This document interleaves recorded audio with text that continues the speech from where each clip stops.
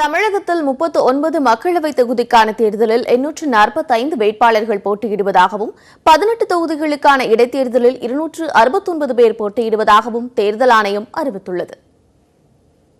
தமிழகம் மற்றும் புதுச்சேரியில் உள்ள 40 மக்களவைத் தொகுதிகள் மற்றும் 19 சட்டமன்ற இடைத்தேர்தல் தொகுதிகளுக்கு அடுத்த மாதம் 18ஆம் தேதி வாக்குப்பதிவு நடைபெறுகிறது. இதற்கான வேட்புமனு கடந்த 19ஆம் தேதி தொடங்கி 26ஆம் தேதி நிறைவடைந்தது. வேட்புமனுக்களை வாபஸ் பெறுவதற்கான கால அவகாசம் மாலை 3 மணியுடன் முடிவடைந்த நிலையில் இறுதி வேட்பாளர் பட்டியலை தேர்தல் ஆணையம் வெளியிட்டுள்ளது.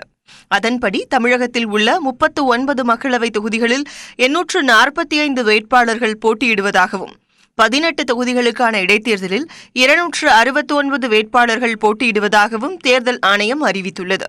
சுமார் 92 வேட்புமனுக்கள் திரும்ப பெறப்பட்டுள்ளதாகவும் தமிழக தலைமை தேர்தல் அதிகாரி சத்யபிரதா சாஹூ அறிவித்தார். வேட்பாளர்கள் பட்டியல் அந்தந்த தேர்தல் நடத்தும் அலுவலர் அலுவலகத்தில் அறிவிப்பு பலகையில் வெளியிடப்பட்டிருப்பதாகவும் அவர் கூறினார். தமிழகத்தில் அதிமுக வேட்பாளர்கள் 20 மக்களவை தொகுதிகளில் இரட்டை இலை சின்னத்தில் களமிறங்குகின்றனர். இவை தவிர கூட்டணியில் உள்ள புதிய தமிழகம், புதிய நீதி கட்சி வேட்பாளர்களும் இரட்டை இலை சின்னத்தில் போட்டியிடுகின்றனர். தமிழ் மாநில காங்கிரஸ் ஆட்டோ ரிக்ஷா சின்னத்திலும், பாமக 7 தொகுதிகளில் மாம்பழ சின்னத்திலும், பாஜக 5 தொகுதிகளில் தாமரை சின்னத்திலும், 4 தொகுதிகளில் தேமுதிக முரசு சின்னத்திலும் களம் காண்கிறது. புதுச்சேரியில் என்ஆர் காங்கிரஸ் ஜக்கு சின்னத்தில் போட்டியிடுகிறது. இதேபோல் திமுக வேட்பாளர்கள் 20 தொகுதிகளில் உதயசூரியன் சின்னத்தில் போட்டியிடுகின்றனர். அவர்களை தவிர கூட்டணியில் உள்ள விடுதலை சிறுத்தைகள் கட்சி வேட்பாளர் ரவிக்குமார், மதிமுக வேட்பாளர் கணேசமூர்த்தி, கொங்கு தேசிய மக்கள் கட்சி வேட்பாளர் சின்ராஜ், இந்திய ஜனநாயக கட்சி வேட்பாளர் பாரிவேந்தர் ஆகிய 4 பேரும் திமுகவின் உதயசூரியன் சின்னத்திலேயே களமிறங்குகின்றனர். சிதம்பரம் தொகுதியில் திருமாவளவன் பானை சின்னத்திலும், ராமநாதபுரத்தில் இந்தியன் யூனியன் முஸ்லீம் லீக் கட்சி வேட்பாளர் நவாஸ்கனி ஏனி சின்னத்திலும் போட்டியிடுகின்றனர். காங்கிரஸ் 10 தொகுதிகளில் கை சின்னத்திலும், கம்யூனிஸ்ட் 2 தொகுதிகளில் கதிர் அருவாள் சின்னத்திலும், மார்க்சிஸ்ட் தொகுதியில் அருவாள் சுத்தியல் நட்சத்திரம் சின்னத்திலும் களம் காண்கின்றனர். இதனிடையே புதுச்சேரி மக்களவைத் தொகுதியில் 18 வேட்பாளர்கள் களத்தில் இருப்பதாக மாவட்ட துணை தேர்தல் அதிகாரி சக்திவேல் தெரிவித்துள்ளார். தட்டாஞ்சாவடி சட்டப்பேரவை தொகுதி இடைத்தேர்தலில் 8 பேர் களத்தில் உள்ளதாகவும் அறிவிக்கப்பட்டுள்ளது.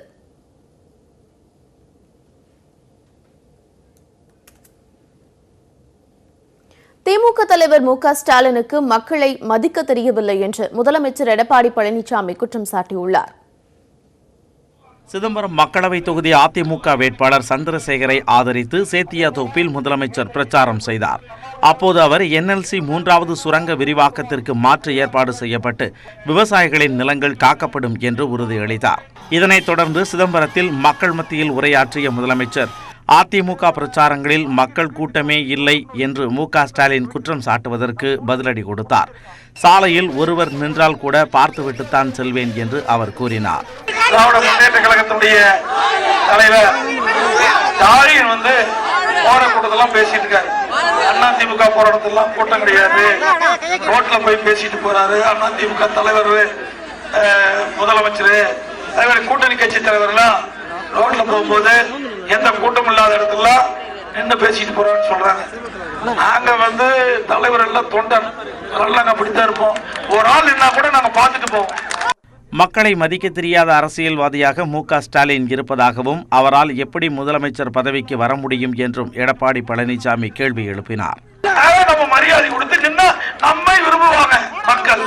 மக்கள் அன்பை பெறுவது மிகுந்த காரணம். அவருக்கு அந்த அன்பை பெற அந்த வாய்ப்பு போயிடுது. ஏன்னா ஸ்டாலினுக்கு அந்த வாய்ப்பு போயாச்சு. என்னைக்கு அதை சொன்னாரோ அன்னைக்கு அந்த வாய்ப்பு போயிடுது. மக்களை மதிக்க தெரிய வேண்டும், வாக்காளரை மதிக்க வேண்டும். இப்படி மதிக்க தெரியாதெல்லாம் கட்சி தலைவர் இருந்தா நாடு, இவர்கள் ஆட்சிக்குள்ள இருந்தா நாடு எப்படி இருக்கு பாருங்க. அது மட்டும் இல்ல, இந்த இதெல்லாம் நமக்கு எவ்வளவு கூட்டம் வந்திருக்கு. இங்க போற ஆரவாரம் ஸ்டாலினுடைய செவியை கிழிச்சுட்டு போகும். பார்த்து தெரிஞ்சுக்க, எங்களுடைய கூட்டனுடைய வலிமை அவருடைய சத்தத்திலிருந்து புரிஞ்சுக்க. கஜா புயல் பாதிப்புகளை ஹெலிகாப்டர் பயணம் செய்து பார்வையிட்டதை விமர்சிப்பதற்கு முதலமைச்சர் கண்டனம் தெரிவித்தார். கேரள முதலமைச்சர் கூட ஹெலிகாப்டரில் பயணம் மேற்கொண்டதை குறிப்பிட்ட முதலமைச்சர் அவரது பெயரை கூற முடியாமல் திணறினார். இறுதியில் எதிர்க்கட்சி தலைவரின் பெயர் நமக்கு எதற்கு என்று கூறி சமாளித்தார். கேரள முதலமைச்சர் பினராயி விஜயன் அந்த கேரள எங்களுக்கு தேவையில்லை. இதனிடையே நாமக்கல் மாவட்டம் திருச்செங்கோட்டில் பிரச்சாரம் செய்த துணை முதலமைச்சர் ஓ பன்னீர்செல்வம் திமுக ஆட்சியின் போது வன்முறை கலாச்சாரங்கள் அதிகரித்து சட்டம் ஒழுங்கு சீர்கெட்டு இருந்ததாக குற்றம் சாட்டினார். திமுக ஆட்சியில் வன்முறை கலாச்சாரம், நில அபகரிப்பு, எங்கு பார்த்தாலும் கொலை கொள்ளை, சட்டம் ஒழுங்கு சீர்கெட்டு கிடந்தது. இதனால் தானே மாண்புமிகு அம்மா அவர்கள் 2010 உங்கள் ஆட்சியை அப்புறப்படுத்தினார்கள். அன்றிலிருந்து இன்று வரை எந்த தேர்தலில் உங்களால் ஜெயிக்க முடியவில்லை. இதனிடையே விழுப்புரம் மாவட்டத்தில் முதலமைச்சரின் பிரச்சாரத்திற்கு பல்வேறு கிராமங்களில் இருந்து பெண்கள் அழைத்து வரப்பட்டனர். அவர்களுக்கு 200 ரூபாய் கொடுப்பதாக அழைத்து வந்துவிட்டு 100 ரூபாய் மட்டுமே வழங்கப்பட்டதாக குற்றச்சாட்டு எழுந்தது. இதனால் அதிமுக நிர்வாகிகளுடன் பெண்கள் வாக்குவாதத்தில் ஈடுபட்டனர். இதனிடையே திருச்செங்கோட்டில் ஓ பன்னீர்செல்வத்தின் பிரச்சார கூட்டத்திற்கு அழைத்து வரப்பட்டவர்களை சரக்கு வாகனத்தில் திருப்பி அழைத்துச் சென்றனர். அப்பொழுது செம்பாம்பாளையம் பகுதியில் சரக்கு வாகனம் நிலை தடுமாறி கவிழ்ந்து விபத்துக்குள்ளானதில் 20க்கும் மேற்பட்டோர் படுகாயமடைந்தனர். அவர்களில் பலர் தனியார் மருத்துவமனையில் அனுமதிக்கப்பட்டனர். திமுக பொருளாளர் துரைமுருகன் இல்லத்தில் தேர்தல் பறக்கும் படை அதிகாரிகள் விடிய விடிய சோதனையில் ஈடுபட்டுள்ளனர். வேலூர் காட்பாடி காந்திநகர் பகுதியில் உள்ள துரைமுருகன் இல்லத்திற்கு நேற்றிரவு 11 மணியளவில் வந்த தேர்தல் பறக்கும் படை அதிகாரிகள் வீட்டை சோதனை செய்ய வேண்டும் என்று கூறியதாக தெரிகிறது. இதனையடுத்து உடனடியாக அங்கு வந்த திமுக வழக்கறிஞர் அணியினர் சோதனை நடத்துவதற்கான ஆவணங்களை கேட்டுள்ளனர். இதற்கு முறையான பதில் அளிக்கப்படாததால் வீட்டை சோதனையிடுவதற்கு திமுகவினர் கடும் எதிர்ப்பு தெரிவித்தனர். இதனையடுத்து அங்கிருந்து தேர்தல் பறக்கும் படை அதிகாரிகள் புறப்பட்டுச் சென்றனர். இதனைத் தொடர்ந்து 3 மணியளவில் மீண்டும் வந்த அதிகாரிகள் முறையான ஆவணங்களை காண்பித்து சோதனையை தொடங்கினர். விடிய விடிய சோதனை தொடர்ந்து வருகிறது. இதேபோல் வாணியம்பாடியை அடுத்த செக்குமேடு பகுதியில் திமுக முன்னாள் மாவட்ட செயலாளர் தேவராஜ் வீட்டிலும் பறக்கும் படை அதிகாரிகள் சோதனையில் ஈடுபட்டனர். இதுகுறித்து செய்தியாளர்களிடம் பேசிய தேவராஜ் தங்கள் வீட்டிலிருந்து எந்த ஒரு ஆவணமோ அல்லது பணமோ கைப்பற்றப்படவில்லை என விளக்கமளித்தார். மத்திய அரசின் தூண்டுதலின் பேரில் நிறைய தொல்லை கொடுத்து இரவு நேரங்களில் என்னுடைய பெண்கள், என்னுடைய மனைவி, என்னுடைய பிள்ளைகள் எல்லாம் குடும்பத்தில் இருக்கும்போது கதவு எல்லாம் தட்டி இரவு நேரங்களில் அதிமுக அவருடைய ஏவல்களினால இன்றைய எங்களை அதிகமாக வன்புறுத்தியிருக்கார்கள்.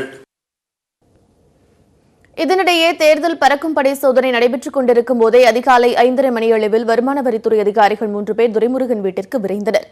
இதையடுத்து 8 அதிகாரிகள் ஒன்று சேர்ந்து சோதனை நடத்தி வருகின்றனர்.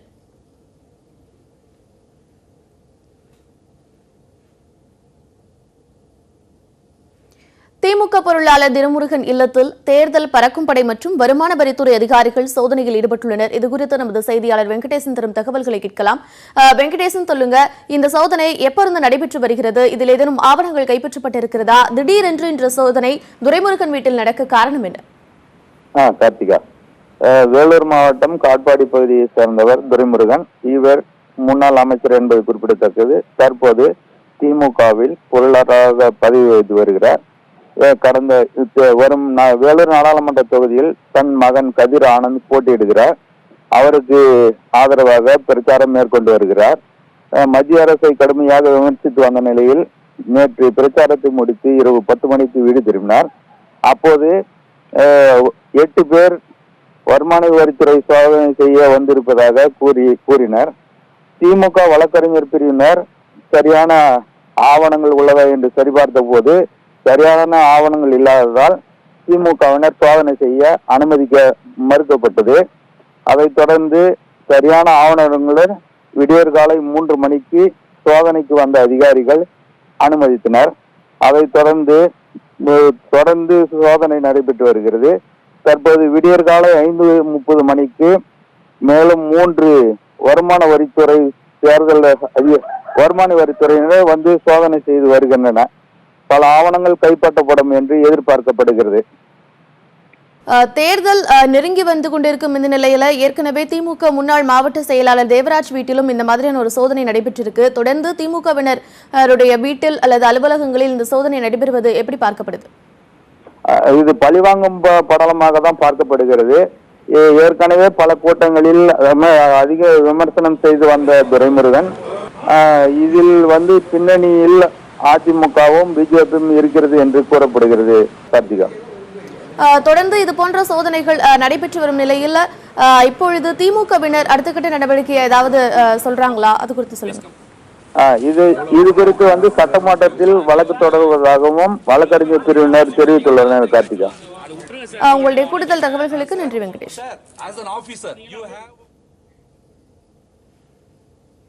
கோடநாடு விவகாரம் குறித்து ஆதாரமில்லாமல் பேசவில்லை என்று திமுக தலைவர் மு க ஸ்டாலின் திட்டவட்டமாக தெரிவித்துள்ளார்.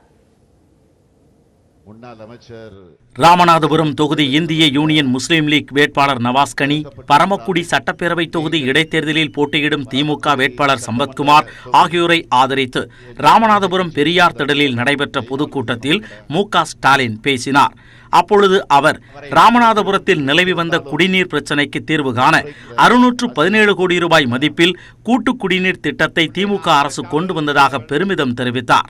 ராமநாதபுரம் கூட்டு குடிநீர் திட்டம் 617 கோடி ரூபாய் மதிப்பீட்டில அந்த திட்டத்தை நிறைவேற்றி ராமநாதபுரம் மாவட்டத்தில் இருக்கக்கூடிய மக்களுடைய குடிநீர் பிரச்சனையை போக்கி ஆட்சிதான் திராவிட முன்னேற்ற கழகத்தினுடைய ஆட்சி என்பதை நான் பெருமையோடு இங்கே பதிவு செய்கிறேன். கோடநாடு விவகாரத்தில் ஆதாரமில்லாமல் குற்றம் சாட்டவில்லை என்றும் இது தொடர்பாக முதலமைச்சர் தொடர்ந்த வழக்கில் நீதிமன்றத்தில் ஆஜராக தயாராக இருப்பதாகவும் அவர் குறிப்பிட்டார். இன்றைக்கு கூட நீதிமன்றத்திற்கு சென்றிருக்கிறார்கள். யார்? முதலமைச்சர் எடப்பாடி பழனிசாமி அவர்கள். ஒருவரா போய் எதிர்க்கட்சி தலைவர் ஸ்டாலின் கொடநாடு விவகாரத்தை பற்றி பேசிக் கொண்டிருக்கிறார். இதை பேசக்கூடாது, தடை உத்தரவு வேண்டும் என்று நீதிமன்றத்திற்கு போயிருக்கிறார். நீதிமன்றம் வழக்கை ஒத்தி வச்சிருக்கு. என்ன தீர்ப்பு வந்தாலும் சரி, நான் கவலைப்படல. நான் நீதிமன்றத்துக்கு வர தயார். நான் ஏதோ 19 பேசலையே, ஏதோ வாய்க்கு வந்தபடி பேசலையே, ஆதாரங்கள் இருக்கு. நாங்களாம் முதல் அதை கண்டுபிடிச்சோம். அதிமுக செய்த ஊழல்கள் குறித்து கூட்டணி தலைவரான ராமதாசிடம் கேளுங்கள் என்றும் மு க ஸ்டாலின் கூறினார்.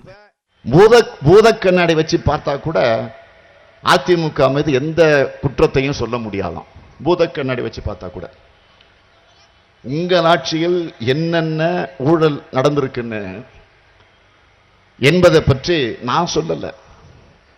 உங்கள் கூட்டணியில இடம்பெற்றிருக்கிறாரு, அண்மையில புதுசா போய் சேர்ந்திருக்காரு பாட்டாளி மக்கள் கட்சியினுடைய நிறுவன தலைவர் பெருமதிப்பிற்குரிய டாக்டர் ராமதாஸ் அவர்கள், பெரியய்யா. அவர் சொல்லுகிறார், அவர் பூதக்கண்ணாடி வச்சு தேடி கண்டுபிடிச்சு அவரே சொல்லி இருக்கிறார் இந்த ஆட்சியிலே என்னென்ன ஊழல் என்று பட்டியலிட்டு புத்தகமே. அதிமுகவின் கதை என்று தலைப்பில் ஒரு புத்தகமே தயாரித்து அச்சிட்டு அதை அவரே வெளியிட்டிருக்கிறார். மீனவர்கள் பிரச்சினைக்கு தீர்வு காணப்படும் என்று 5 ஆண்டுகளுக்கு முன்பு வாக்குறுதி அளித்த பிரதமர் நரேந்திர மோடி பிரச்சனையை தீர்க்க எந்த நடவடிக்கையையும் எடுக்கவில்லை என்றும் மு க ஸ்டாலின் குற்றம் சாட்டினார். ராமநாதபுரத்தில் நடைபெற்ற பொதுக்கூட்டத்தில் பங்கேற்றுவிட்டு மதுரைக்கு திரும்பிக் கொண்டிருந்த மு க ஸ்டாலின் பரமக்குடி பேருந்து நிலையம் அருகே திடீரென தனது வாகனத்தில் இருந்து இறங்கி வேட்பாளர்களான நவாஸ் கனி, சம்பத்குமார் ஆகியோருடன் மதுரை ராமேஸ்வரம் நெடுஞ்சாலையில் சுமார் 10 நிமிடங்கள் நடந்து சென்று வாக்கு சேகரித்தார்.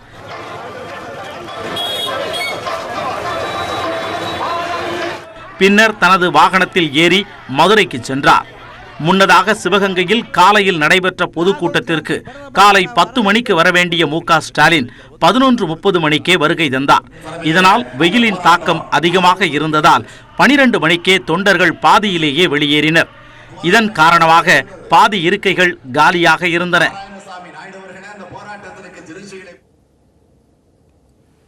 வாக்காளர்களுக்கு ஆரத்தி எடுத்த போது தூத்துக்குடி திமுக வேட்பாளர் கனிமொழி மற்றும் திருச்செந்தூர் தொகுதி எம்எல்ஏ அனிதா ராதாகிருஷ்ணன் ஆகியோர் பணம் கொடுத்ததாக பதியப்பட்டுள்ள வழக்கை ரத்து செய்ய கோரி மாவட்ட தேர்தல் அதிகாரியிடம் இருவர் தரப்பிலும் முறையிடப்பட்டுள்ளது.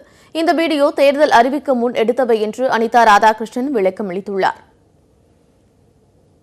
ஆரத்தி எடுக்கின்ற போது பணம் போட்டார்கள் என்ற வகையிலே பொய்யான குற்றச்சாட்டை சொல்லி ஏதோ ஒரு தேர்தல் அறிவிப்பதற்கு 20 நாளைக்கு முன்னால் நடந்த ஒரு சம்பவத்தை சுட்டிக்காட்டி அதன் மீது இன்றைக்கு வழக்கு போடுகின்ற வகையிலே பொய் புகார்களை கொடுத்து உடனே வழக்கு பதிந்திருக்கின்றார்கள். அந்த வழக்கை உடனடியாக ரத்து செய்ய வேண்டும் என்ற வகையிலே இன்றைக்கு தேர்தல் அதிகாரியாக இருக்கின்ற மாவட்ட ஆட்சித்தலைவர் அவர்களை சந்தித்தோம். அவர்களும் அதை விசாரித்து உடனடியாக நடவடிக்கை எடுத்து ரத்து செய்வதற்கான நடவடிக்கைகளை எடுக்கின்றோம் உறுதியாக என்ற வகையில் இன்றைக்கு சொல்லியிருக்கின்றார்கள். காங்கிரஸ் ஆட்சிக்கு வந்தால் நிதி ஆயோக் அமைப்பை கலைத்துவிட்டு புதிய திட்டக்குழு அமைப்போம் என்று காங்கிரஸ் தலைவர் ராகுல் காந்தி உறுதியளித்துள்ளார். நாடாளுமன்ற தேர்தலையொட்டி காங்கிரஸ் கட்சி பல்வேறு வாக்குறுதிகளை அளித்து வருகிறது. ஏழை குடும்பங்களுக்கு ஆண்டுதோறும் 72,000 ரூபாய் வழங்கப்படும் என்று வாக்குறுதி அளிக்கப்பட்டது.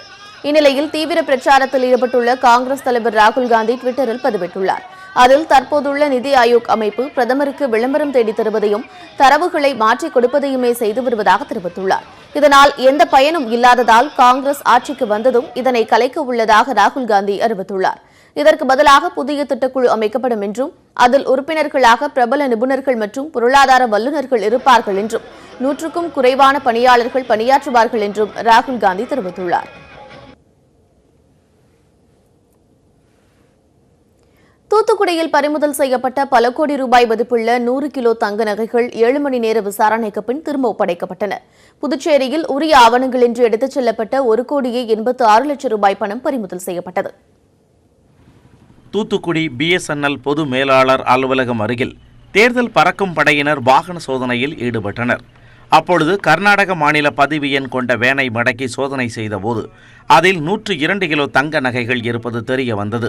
இதுகுறித்து நடைபெற்ற விசாரணையில் கோவையைச் சேர்ந்த நகை வியாபாரி ஹரிஹரன் என்பவருக்கு சொந்தமான நகை என்பது தெரிய வந்தது.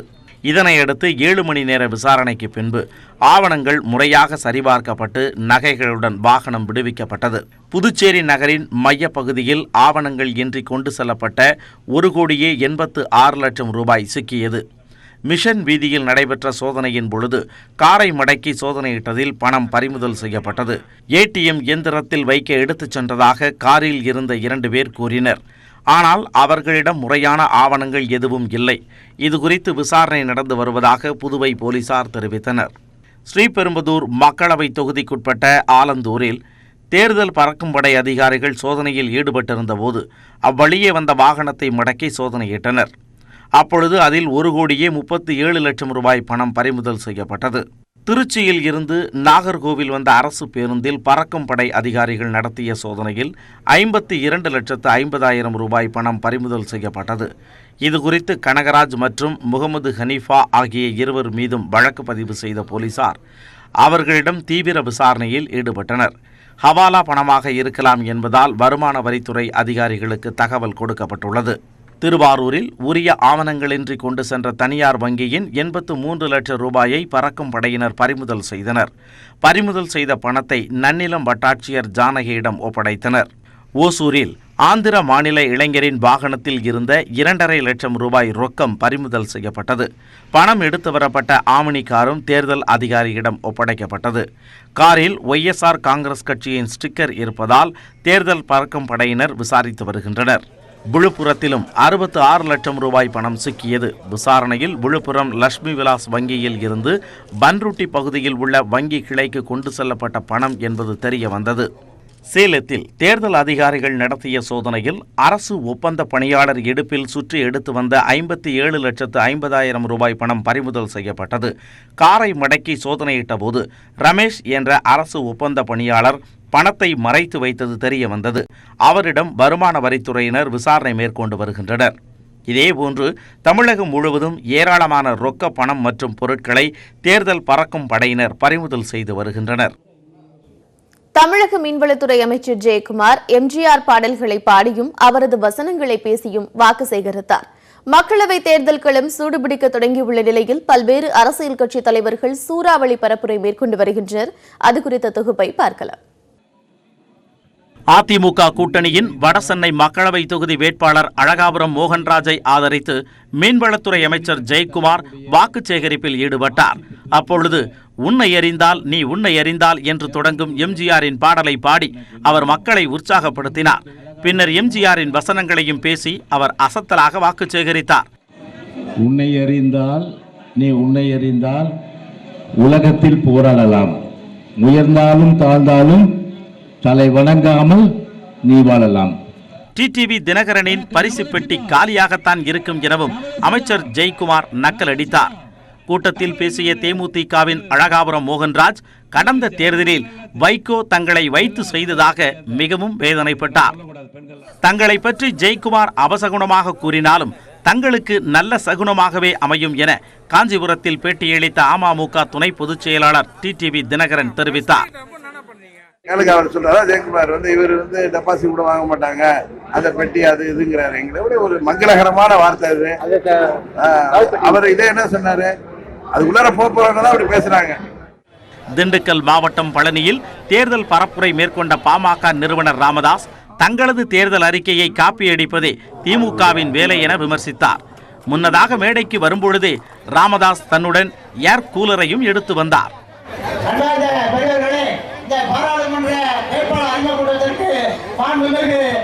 வனத்துறை அமைச்சர் திண்டுக்கல் சீனிவாசன் அவர்கள் இப்போது பெரியவர்களே, தாய்மார்களே மற்றும் பாட்டாளி மக்கள் முன்னோடிகளே, கூட்டணி மெகா கூட்டணியுடைய தலைவர்களே, பிஜேபி, தேமுதிக. இந்த கூட்டத்தில் அமைச்சர் திண்டுக்கல் சீனிவாசன் பேசிய போது அதிமுகவுக்கு பெயர் போன திண்டுக்கல் தொகுதியை பாமகவிற்கு விட்டுக் கொடுத்துள்ளதாக பேசினார். இதனால் அங்கிருந்த கூட்டணி கட்சியினர் கடும் அதிருப்தி அடைந்தனர். மேலும் மாம்பழத்திற்கு பதிலாக ஆப்பிள் சின்னத்திற்கு திண்டுக்கல் சீனிவாசன் வாக்கு கேட்டதால் மக்களிடையே சிரிப்பலையும் எழுந்தது. எப்படி வெல்லும் என்று பொருளாளர்கள் சொல்லியிருப்பதை போல அப்போது நம்மளிடம் 18 எம்எல்ஏ நம்முடைய வெற்றியை ஐயாவுக்கு ஒப்படைப்பதற்கு ஆப்பிள் சின்னத்திலே நீங்கள் நம்முடைய வெற்றி வேட்பாளர்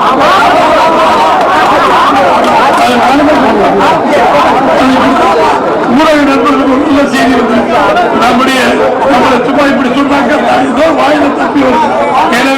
மேக் இன் இந்தியா என்ற பொருளாதார கொள்கை வாடகை தாய் முறைக்கு சமம் என நாம் தமிழர் கட்சி ஒருங்கிணைப்பாளர் சீமான் பேசினார். திருவண்ணாமலை தொகுதி நாம் தமிழர் வேட்பாளர் மருத்துவர் ரமேஷ் பாபுவை ஆதரித்து சீமான் பரப்புரை மேற்கொண்டார். அப்போது பேசிய அவர் மேக் இன் இந்தியா என்பதை விட மேட் இன் இந்தியாவாக நாடு மாற வேண்டும் என்றார். முதலாளிகளுக்கான கட்டமைப்பு, அடிப்படை கட்டமைப்பு, இன்ஃப்ராஸ்ட்ரக்சர் சரியாக இருக்கிறது என்று எல்லோரும் இங்கு வருகிறார்கள். மனித உழைப்பு மலிவாக கிடைக்கிறது. 130 கோடி மக்கள் படித்துவிட்டு வேலையற்று இருக்கிற பல லட்சக்கணக்கான இளைஞர்கள் அவர்களின் உழைப்பை சுரண்டி சுரண்டி உற்பத்தியை பெருக்கிக் கொண்டு போற, லாபத்தை பல ஆயிரம் கோடியில் கொண்டு போற அந்த நாடுகள் வளருமா, பொருளாதாரத்தில் முன்னேறுமா? வெறும் சம்பளத்தை வாங்கி சாப்பிடுகிற நம் நாடு வளருமா, பொருளாதாரத்தில் முன்னேறுமா என்பதை நீங்கள் சிந்திச்சு பாருங்கள். அதிமுக மட்டுமின்றி திமுக கூட்டணியிலும் சலசலப்பு ஏற்பட்டுள்ளது. தூத்துக்குடி மாவட்டம் கோவில்பட்டியில் காங்கிரஸ் கட்சி சார்பில் நடைபெற்ற கூட்டத்தில் திமுக வேட்பாளர் கனிமொழிக்கு ஆதரவாக பணியாற்றப் போவதில்லை என அக்கட்சி நிர்வாகிகள் அறிவித்தனர். திமுக தங்களை அவமரியாதை செய்து வருவதாக அவர்கள் குற்றம் சாட்டினர்.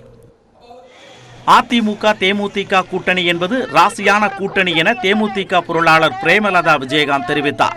ஈரோட்டில் அதிமுக வேட்பாளரை ஆதரித்து பேசிய அவர் திமுக கூட்டணியை டெபாசிட் இழக்கச் செய்ய வேண்டும் என்றார். கன்னியாகுமரியில் பொன் ராதாகிருஷ்ணனுக்கு ஆதரவாக அதிமுகவினர் தேவாலயம் முன்பு வாக்கு சேகரிப்பில் ஈடுபட்டதற்கு தேவாலய நிர்வாகிகள் எதிர்ப்பு தெரிவித்தனர். இதனால் அங்கு கடும் வாக்குவாதம் ஏற்பட்டது.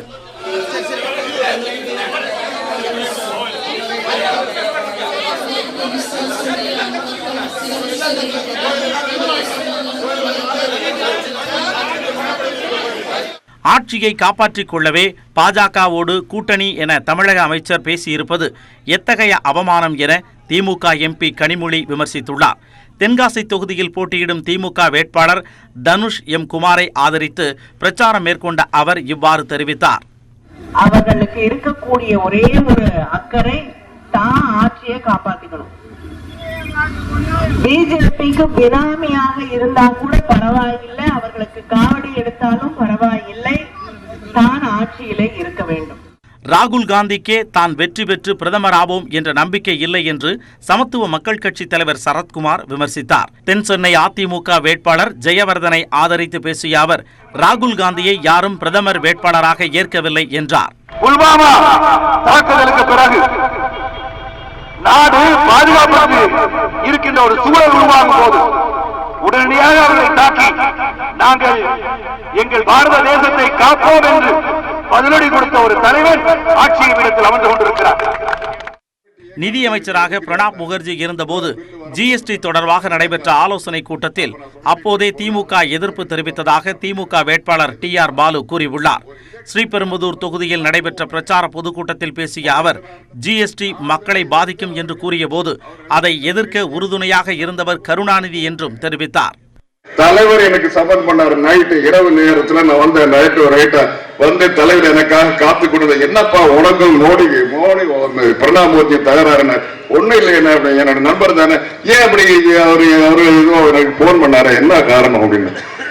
இந்த கமிட்டியில நீ எதுக்குறியால, இதெல்லாம் ஒரு பில்லு வர முடியாம தடுக்கிறியால, என்ன காரணம் சொன்ன. அப்ப நான் சொன்னேன் இதனுடைய விளைவுகள் என்ன ஆகும், பொதுமக்கள் சராசரி மக்கள் பாதிக்கப்படுவார்கள் என்னன்னு சொன்னேன். என்னன்னு கேட்டாரு, 1 மணி நேரம் எக்ஸ்பிளைன் பண்ண. அப்ப நீ சொல்றது சரின்னு நினைக்கிறேன், நீ அதே போல் நடந்துக்க சொன்ன. காங்கிரஸ் ஆட்சியின் போது 10% இருந்த பொருளாதார வளர்ச்சி தற்போது 6% குறைந்துள்ளதாக திமுக கொள்கை பரப்பு செயலாளர் ராசா விமர்சித்தார். பெரம்பலூர் திமுக கூட்டணி வேட்பாளர் பாரிவேந்தரை ஆதரித்து பரப்புரை மேற்கொண்ட அவர் இவ்வாறு கூறினார். புதுக்கோட்டையில் திருச்சி மக்களவை தொகுதி காங்கிரஸ் வேட்பாளர் திருநாவுக்கரசரும் அமமுக கட்சியினரும் ஒரே இடத்தில் நின்று வாக்கு சேகரிப்பில் ஈடுபட்டனர். ராகுல் பிரதமராக வேண்டும் எனவும் ஸ்டாலின் முதல்வராக வேண்டும் எனவும் கூறி தேனியில் EVKS இளங்கோவன் வாக்கு சேகரிப்பில் ஈடுபட்டார். கலாச்சாரத்தை பழிக்கும் வகையில் தாலி அறுப்பு போராட்டம் நடத்தியவர்களுக்கு மக்கள் வாக்களிக்க மாட்டார்கள் என்று அமைச்சர் ராஜேந்திர பாலாஜி கூறிய கருத்திற்கு திராவிடர் கழக தலைவர் கி வீரமணி விளக்கமளித்துள்ளார். சிவகாசியில் செய்தியாளர்களிடம் பேசிய அவர் தாங்கள் யார் தாலியையும் அறுக்கவில்லை என்று கூறினார். KT ராஜேந்திர பாலாஜி உங்ககிட்ட நேரடியாக சொல்றாரு சார், அதாவது தாலி அறுக்கக்கூடிய போராட்டம் நடத்தக்கூடிய வீரமணி யாரும் ஓட்டு போட மாட்டாங்க அப்படின்னு சொல்லியிருக்கிறாரு. நாங்க யாரையும் தாலி அறுக்கிறது இல்ல. பல பேர் பொள்ளாச்சியில என்ன பண்ணாங்க, தாலி கட்டினவங்களுடைய நிலை என்னாச்சு பொள்ளாச்சியில என்பதை அவர்கள் பதில் சொல்லட்டும். சின்னம் மாறியதால் எங்களுடைய வெற்றி வாய்ப்பு பாதிக்காது என தஞ்சாவூர் மக்களவை தொகுதி தமாக வேட்பாளர் நடராஜன் தெரிவித்தார். தஞ்சையில் செய்தியாளர்களிடம் பேசிய அவர் நிச்சயமாக வெற்றி பெறுவோம் என நம்பிக்கை தெரிவித்தார்.